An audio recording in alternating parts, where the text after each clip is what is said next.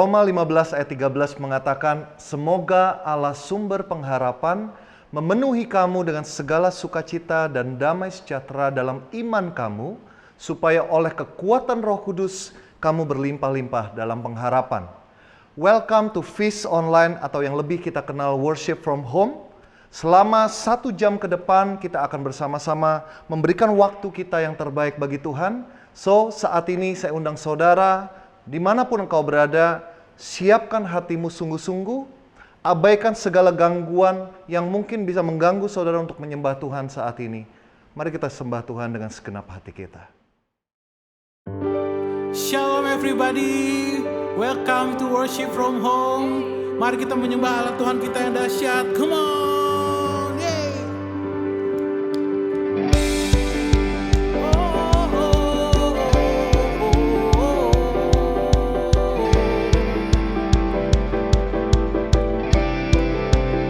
Nyatakan betapa dahsyat kekuatanmu, ajab dan heran perbuatanmu. Ku terima kuasamu, menguatkan imanku dalammu. Ku percaya, ku melangkah, engkau ada bersamaku. Yesus, hanya nama Yesus, ku nyatakan kebesaranmu. Yesus, hanya nama Yesus, Kaulah sumber kemenanganku.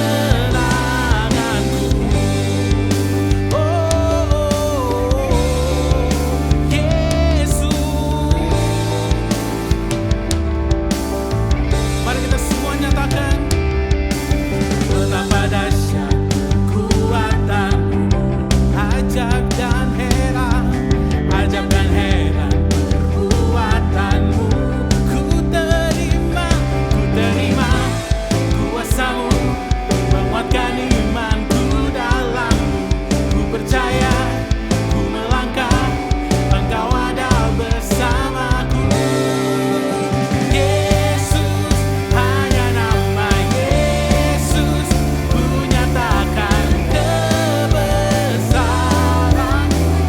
Hanya nama Yesus, Yesus, hanya nama Yesus, Kaulah sumber kemenanganku.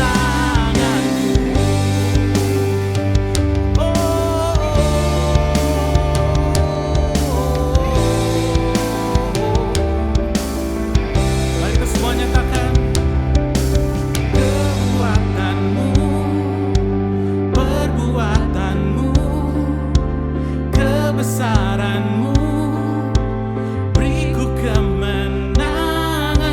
Kekuatanmu, perbuatanmu, kebesaranmu, beriku kemenangan. Sekali nyatakan kekuatanmu, perbuatanmu, kebesaranmu, beriku kekuatanmu,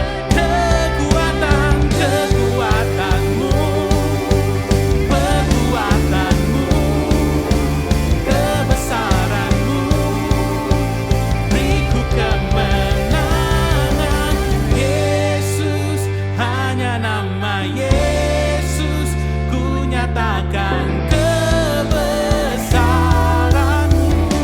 Yesus, Yesus, Yesus, hanya nama Yesus, Kaulah sumber kemenanganku.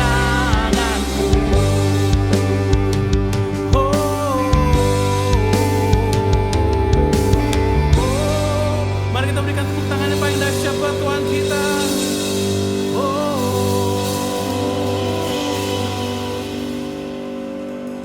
Mari kita buka dalam nama Bapa, Putra dan Roh Kudus. Amin. Bapa, Kau Allah yang sungguh dahsyat Tuhan. Hanya kepadamu kami menyembah Tuhan. Dan pada hari itu kami ingin bawa hati kami yang rindu akan Engkau. Dan kami ingin nyatakan bahwa Allah, hanya Engkau yang menguatkan kami di setiap keadaan kami. And we worship you right now.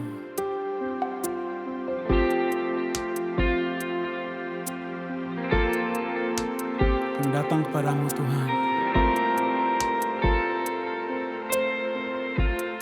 And we say, Bapakku datang dan berserah, ku nyatakan Kau yang berkuasa dalam gelap.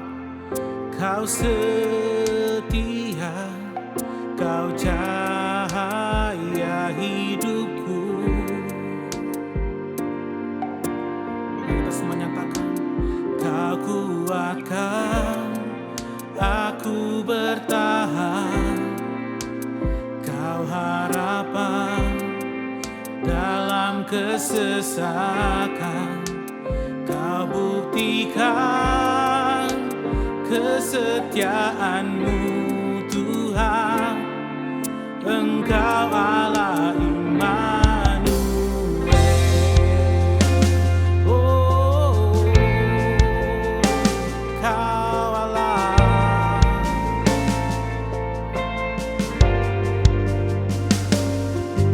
Bapakku datang untuk menyembah, ku nyatakan Kau yang dalam lemah.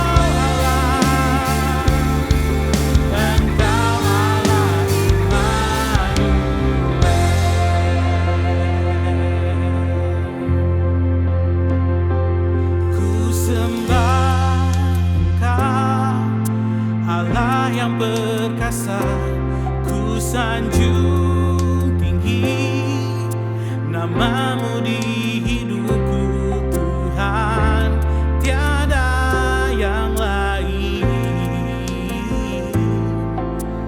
Hanya Kau satu di hatiku. Mari kita sembah Dia. Ku sembah Engkau, Allah yang berkasa.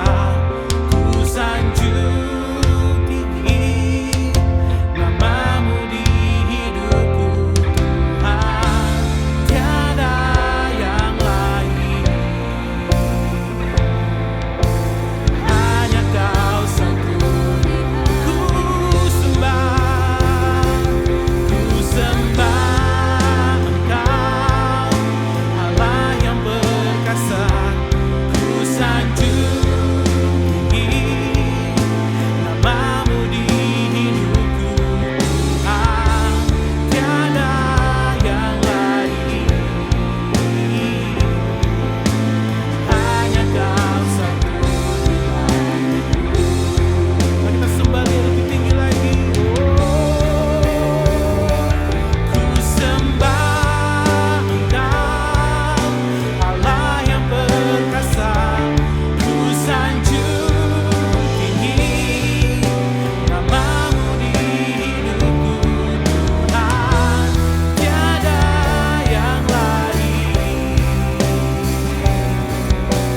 Hanya Kau satu.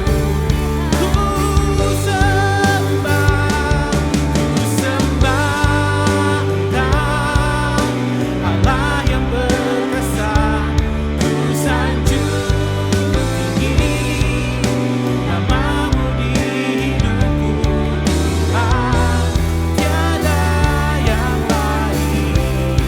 Tuhan, Tuhan, tiada yang lain. Tuhan, Tuhan, tiada yang lain. Hanya Kau satu di hatiku.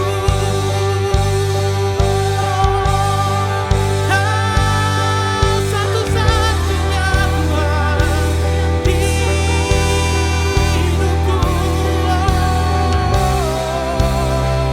Yesus, hanya nama Yesus yang kami sembah.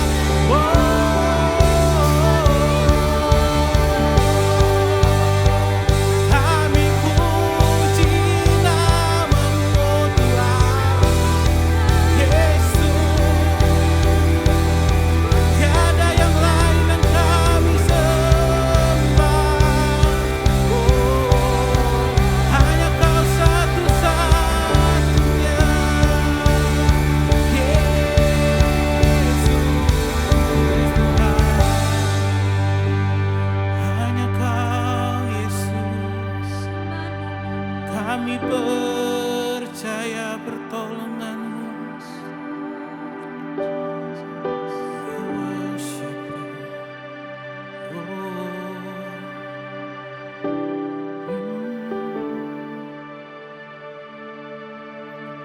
We say, ku percaya kepadamu, Kau selalu ada di setiap perkaraku.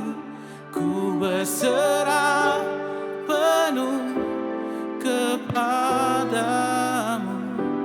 Yesus penolongku. Ku percaya kepadamu, Kau selalu ada di setiap perkaraku. Ku berserah penuh kepadamu, Yesus penolongku.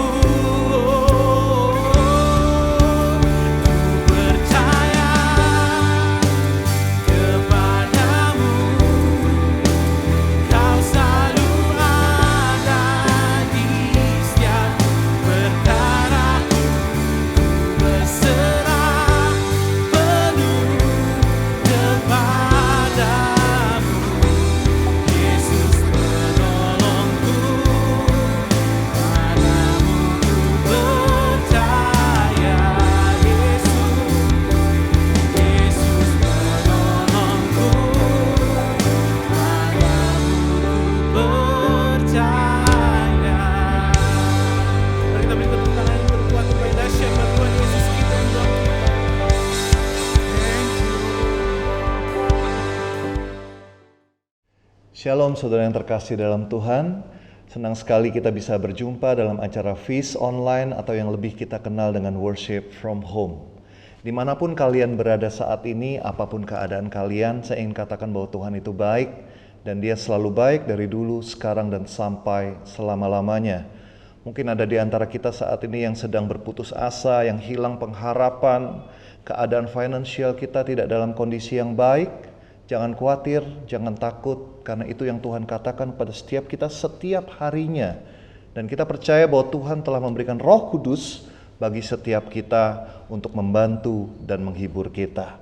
Di minggu yang lalu kita sudah mendengar dari Father Benny Pang mengenai Pentakosta, mengenai kuasa Roh Kudus yang sudah dicurahkan di dalam hati kita. Roh yang mempersatukan, roh yang memberikan penghiburan, roh yang memberikan kita kekuatan.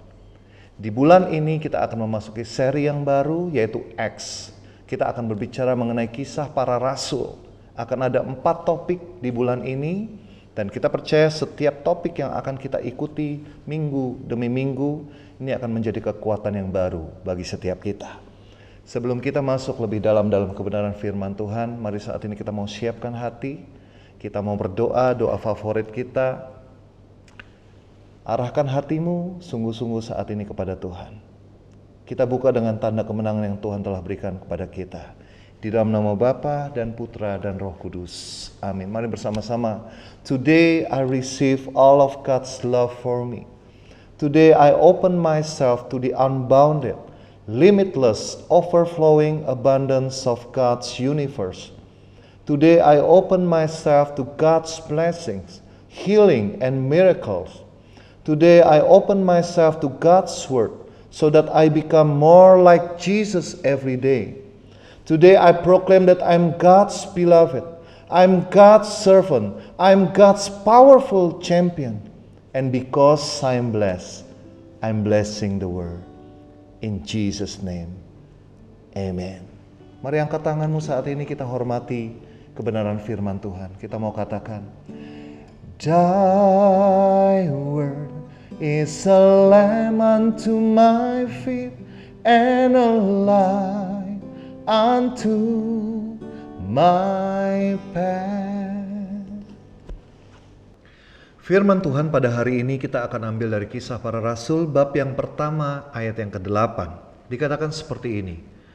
Tetapi kamu akan menerima kuasa kalau Roh Kudus turun ke atas kamu, dan kamu akan menjadi saksiku di Yerusalem dan di seluruh Yudea dan Samaria dan sampai ke ujung bumi. Saudara, dikatakan bahwa kita semua yang percaya akan Tuhan Yesus Kristus, kita akan menerima kuasa. Kalau apa? Kalau Roh Kudus turun ke atas kita. Ketika kita dibaptis di dalam Roh Kudus juga. Sesungguhnya kuasa itu sudah ada dalam setiap kita. Dan kalau kuasa itu sudah ada dalam setiap kita, kita seharusnya dimampukan untuk berani menjadi saksi bagi Tuhan. Kalau kita mundur kembali kepada keadaan awal dari para rasul pada waktu itu, mereka mengalami situasi dan kondisi yang mungkin kurang lebih sama dengan kita saat ini. Mereka ketakutan ketika mereka menyaksikan bahwa guru mereka, Tuhan Yesus, itu ditangkap, bahkan sampai akhirnya wafat di kayu salib. Mereka mengunci diri mereka dalam rumah. Mereka takut untuk ditangkap dan kemungkinan besar mereka juga akan mengalami kematian seperti apa yang dialami oleh Tuhan Yesus. Sama dengan diri kita saat ini mungkin. Keadaan kita terbatas. Kita takut mungkin untuk keluar rumah. Kita takut untuk beraktivitas kembali secara normal. Yang kita lakukan adalah kita bisa beraktivitas kembali karena sebentar lagi kita akan memasuki yang namanya new normal. Ada protokol-protokol di mana saudara ketika saudara beraktivitas, saudara harus pakai masker, saudara harus menjaga jarak dan lain sebagainya. Tapi kita lupa satu hal bahwa sesungguhnya segala protokol itu adalah sesuatu yang kita lakukan untuk eksternal, untuk luar diri kita. Tapi saya berbincang dengan beberapa dokter yang saya juga bertanya mengenai corona ini, dan sama kesimpulannya adalah sesungguhnya yang kita harus lakukan paling utama adalah kita harus memperkuat imun di dalam tubuh kita. Dimana kalau imun di dalam tubuh kita itu kuat, maka virus corona COVID-19 ini tidak akan berarti apa-apa. Itulah kenapa sekarang setiap sore saya berusaha mendisiplinkan diri saya untuk saya jogging di depan rumah saya ada taman, saya jogging paling enggak 30 menit sehari. Saya juga berusaha makan juga makanan-makanan yang multivitamin dan lain sebagainya. Saya berusaha memperkuat apa yang ada di dalam diri saya. Demikian juga dengan Roh Kudus. Sesungguhnya Roh Kudus sudah ada dalam diri kita, asal itu diaktifkan. Hari ini kita akan masuk lebih dalam lagi. Kita akan membahas apa sih Roh Kudus itu bisa bekerja, kita bisa jadi orang yang seperti apa. Ada 2 poin yang saya akan bahas pada hari ini. Tapi sebelumnya mari kita siapkan hati, kita berdoa terlebih dahulu. Tuhan Yesus, terima kasih untuk firman-Mu, untuk ayat yang kami baca saat ini. Tuhan, jadikan kami murid-Mu yang mau tidak hanya mendengar tapi sungguh-sungguh mendengarkan, dan kami percaya Roh Kudus Engkau yang akan memampukan kami untuk menjadi pelaku firman-Mu. Kami serahkan pemberitaan firman-Mu pada hari ini hanya dalam nama Yesus sebagai Tuhan dan pengantara kami. Amin. Saudara, ada 2 hal yang ingin saya bagikan pada saat ini ketika kuasa Roh Kudus itu bekerja di dalam diri setiap kita. Yang pertama adalah closeness. Bahwa ketika kuasa Roh Kudus itu ada dalam kehidupan kita, kita akan bertumbuh untuk semakin mengenal Tuhan. Saya ulangi, ketika kuasa Roh Kudus itu bekerja dalam diri kita, maka kita akan semakin bertumbuh, semakin intim, dan semakin dekat dengan Tuhan. Di Kisah Para Rasul bab 2 ayat 2-3 dikatakan seperti ini. Tiba-tiba turunlah dari langit suatu bunyi seperti tiupan angin keras yang memenuhi seluruh rumah di mana mereka duduk. Dan tampaklah kepada mereka lidah-lidah seperti nyala api yang bertebaran dan hinggap pada mereka, dikatakan masing-masing. Kita tahu ini adalah peristiwa Pentakosta. Sesungguhnya peristiwa Pentakosta adalah peristiwa di mana para murid itu mengalami kembali perjumpaan secara pribadi dengan Tuhan. Karena Roh Kudus adalah Roh Tuhan dan mereka mengalami hal tersebut secara pribadi. Kalau kita kembali kepada Perjanjian Lama, ada sebuah cerita ketika Musa mengalami perjumpaan pertama kali dengan Allah. Pada waktu dia pergi naik ke atas gunung, dikatakan dia melihat semak-semak yang terbakar. Dan ketika dia hendak mendekat, tiba-tiba ada suara dari Allah, "Jangan mendekat, lepaskan kasutmu karena ini adalah tempat suci Allah." Musa pada waktu itu mengalami perjumpaan secara pribadi, one on one dengan Tuhan. Dan Pentakosta sebenarnya sesungguhnya adalah peristiwa di mana para murid juga mengalami perjumpaan secara pribadi meskipun mereka banyak orang. Saya mau katakan bahwa kita bisa mengalami perjumpaan secara pribadi dengan Tuhan. Mungkin di masa-masa sulit seperti ini, banyak di antara kita yang sudah hilang pengharapan, sudah putus asa. Mungkin saudara terdesak secara ekonomi, pekerjaan yang mungkin saudara miliki sebelumnya itu mungkin hilang. Ada juga yang gajinya dipotong 50%, ada juga yang mungkin sudah tidak ada lagi pemasukan, income. Tapi saya mau katakan bahwa jangan lelah, jangan berputus asa.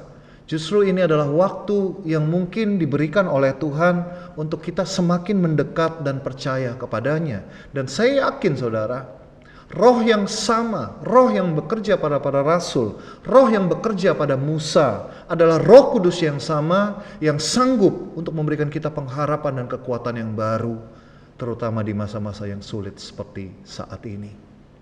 Itulah poin yang pertama ini, ketika kita mengaktifkan Roh Kudus dalam diri kita. Kita diberikan lapar dan rasa haus untuk selalu mencari Tuhan apapun keadaan kita. Banyak sekali sekarang di sosial media, di media-media online, ada misa online, ada pengajaran secara online, bahkan di LOJF sendiri kita mengadakan worship from home seperti ini, kita mengadakan Bible study, dan banyak hal yang kita lakukan. Tujuannya tidak lain adalah supaya saudara dan saya bisa mengalami Tuhan secara pribadi, supaya saudara dan saya terus diingatkan akan janji Tuhan. Karena janji Tuhan itu berlaku dulu, sekarang, dan sampai selama-lamanya. Dan Allah kita adalah Allah yang setia. Dia pasti akan menepati setiap janji yang diberikan kepada kita anak-anaknya. Amin. Kemudian poin yang kedua, kalau yang pertama tadi adalah closeness, kita mengalami kedekatan dengan Tuhan. Yang kedua adalah kita harus menjadi witness. Kita harus menjadi saksi. Di bacaan yang pertama tadi kita sudah baca bahwa kamu akan menjadi saksiku di Yerusalem, di Yudea, dan dimanapun sampai ke ujung bumi. Syarat untuk kita menjadi saksi, saya ingin menggarisbawahi satu hal, yaitu kata selfless, yaitu tidak memikirkan hanya kepentingan diri kita sendiri. To be selfless, you need to encounter a selfless God. Itulah poin yang kedua, ini sangat-sangat berhubungan dengan poin yang pertama tadi. Saudara tidak mungkin akan mau menjadi saksi kalau saudara tidak mengalami perjumpaan secara pribadi dengan Tuhan. Saudara tidak mungkin akan menjadi orang yang tidak egois kalau saudara tidak menyembah Tuhan yang benar. Itulah kenapa dikatakan to be selfless, you need to encounter a selfless God. Mungkin yang kita bisa pertanyakan adalah saat ini, apakah kita menyembah Tuhan yang benar? Karena mungkin yang menjadi Tuhan dalam hidup kita adalah kekayaan kita. Mungkin yang menjadi Tuhan dalam hidup kita adalah jabatan kita. Segala barang-barang, segala hobi kita, tanpa kita sadari itu menjadi idol dalam kehidupan kita. Kalau kita menyembah Tuhan Yesus, seharusnya semakin hari kita akan menyembah serupa. Kita akan sama dengan siapa yang kita sembah. Kita tahu bahwa Tuhan Yesus datang ke dunia. Dia punya segalanya. Dia yang punya surga dan bumi. Dia yang memiliki segala kemuliaan. Tapi dia menanggalkan semua kemuliaan itu untuk menyelamatkan saudara dan saya. Dia rela menerima cacian. Dia menerima segala pukulan, segala cambukan. Untuk apa? Untuk menebus dosa saudara dan saya. So, kalau kita menyembah Tuhan yang benar, seharusnya kita akan menjadi pribadi yang semakin serupa dengan Dia. Dan yang kita lakukan adalah you share His love to others.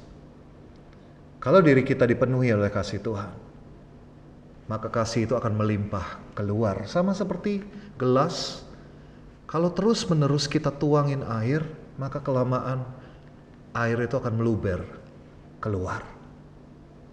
Jadi poin yang pertama tadi, kalau saudara terus mencari Tuhan, kalau terus kasih Tuhan itu melimpah dalam hidupmu, maka hidupmu akan menjadi berkat bagi orang-orang di sekeliling kita. Baik itu keluarga kita, rekan-rekan kerja kita, siapapun yang saudara temui. Dan para rasul mengalami perubahan yang luar biasa. Salah satu contohnya adalah Petrus. Kita tahu Petrus adalah orang yang kasar, orang yang tidak berpendidikan, dia adalah seorang nelayan. Bahkan dia melakukan hal-hal yang bagi Yesus ini adalah hal-hal yang tidak dia ingini. Contohnya adalah ketika Yesus akan ditangkap di Taman Getsemani. Saudara ingat ceritanya? Dia memutus telinga dari seorang pengawal yang berusaha untuk menangkap Yesus pada waktu itu. Kemudian yang paling akhir adalah ketika dia menyangkal Yesus itu adalah gurunya. Dan Tuhan Yesus tahu itu. Tapi Tuhan Yesus tidak menyerah pada kelemahan Petrus. Tuhan Yesus juga tidak menyerah pada kelemahan saudara dan saya. Seringkali ketika kita diminta untuk melayani, untuk mewartakan, untuk menjadi berkat keluar sana, kita datang dengan segala alasan kita. Dengan mengatakan bahwa aku tidak bisa apa-apa, aku tidak punya ini, aku tidak punya keahlian ini dan itu. Petrus juga seperti itu. Dia datang dengan apa adanya dia. Dan justru dikatakan di dalam kelemahanmu lah kuasaku menjadi sempurna. Saudara, yang perlu kita lakukan untuk menjadi saksi adalah yang pertama, kita memiliki kedekatan dengan Tuhan. Yang kedua adalah kita mau untuk dipakai menjadi saksi bagi kemuliaan namanya. Kisah 2 ayat 14 dikatakan, maka bangkitlah Petrus berdiri dengan ke-11 rasul itu, dan dengan suara nyaring ia berkata kepada mereka, hai kamu orang Yahudi, dan kamu semua yang tinggal di Yerusalem, ketahuilah dan camkanlah perkataanku ini. Saudara bisa baca terusan dari bacaan ini. Ini adalah momen di mana Petrus berkhotbah. Dia baru saja keluar, dia baru saja mengalami Pentakosta, dia berapi-api, dia bersemangat, dia berani, dia mengalahkan ketakutannya. Padahal resikonya tetap sama. Para rasul bisa saja mereka akan mengalami kematian seperti apa yang dialami Yesus, tapi dia tetap mau keluar dan mewartakan. Dan yang terjadi adalah luar biasa. Ketika dia mau untuk keluar menjadi saksi, 3.000 orang memberikan diri mereka untuk dibaptis dan menerima Tuhan Yesus sebagai juru selamat dalam hidup mereka. Tantangan bagi kita saat ini adalah, saya tahu bahwa keadaan kita saat ini susah. Terkadang kita diarahkan hanya untuk memikirkan diri kita sendiri, kepentingan diri kita. Dan kita selalu mengatakan, aku aja kurang. Bagaimana aku bisa melayani orang lain? Saudara, 5 roti dan 2 ikan sebenarnya adalah sesuatu yang kurang, melambangkan kekurangan. Karena apa? Karena ada 5.000 orang yang harus diberikan makan pada waktu itu. Tapi Tuhan sanggup untuk mengubahkan kekurangan untuk menjadi berkat yang berlimpah-limpah. Karena apa? Because God's power is in you. Ketika kita menerima Roh Kudus, ketika kita percaya dan mengaktifkan Roh Kudus di dalam diri kita, maka kuasa Tuhan itu yang akan memampukan diri kita. Amin, saudara. Mari saat ini kita mau arahkan hati sekali lagi. Kita akan berdoa bersama. Tuhan Yesus, terima kasih untuk kebenaran firman-Mu pada hari ini. Kami tahu Tuhan, bahwa kami mengaku bahwa Engkau adalah Tuhan dan Juru Selamat dalam hidup kami. Dan Engkau tidak meninggalkan kami, Engkau tidak pernah meninggalkan kami. Roh Kudus-Mu tinggal dalam diri kami, kuasa-Mu tinggal di dalam diri kami. Ampuni kami kalau selama ini mungkin kami kurang percaya, kurang berserah sepenuhnya kepada Engkau. Tapi hari ini Tuhan, kami tahu kami telah mengalami Pentakosta, kami telah mengalami pencurahan Roh. Kami mau kami keluar dan menjadi saksi untuk mewartakan kebaikan Tuhan di dalam hidup kami. Dan kami percaya di dalam situasi yang sukar seperti saat ini, apapun keadaan kami mau untuk terus menyatakan bahwa kami punya Tuhan yang akan membawa kami keluar dari setiap krisis dan badai yang kami alami saat ini. Dan kami tidak mau hanya memikirkan diri kami sendiri, kami mau untuk kami boleh menjadi berkat bagi teman-teman kami, bagi keluarga kami, bagi siapapun yang Kau percayakan kami untuk kami layani. Terima kasih Bapa. Kemuliaan pada Allah Bapa, Putra dan Roh Kudus, seperti pada permulaan, sekarang, selalu, dan sepanjang segala abad. Amin. Demikian kebenaran firman Tuhan pada hari ini, saudara. Mari saat ini bersama dengan tim pujian, kita akan menutup firman Tuhan pada hari ini. Kita mau menyembah Tuhan bersama-sama. Tuhan Yesus memberkati. Kau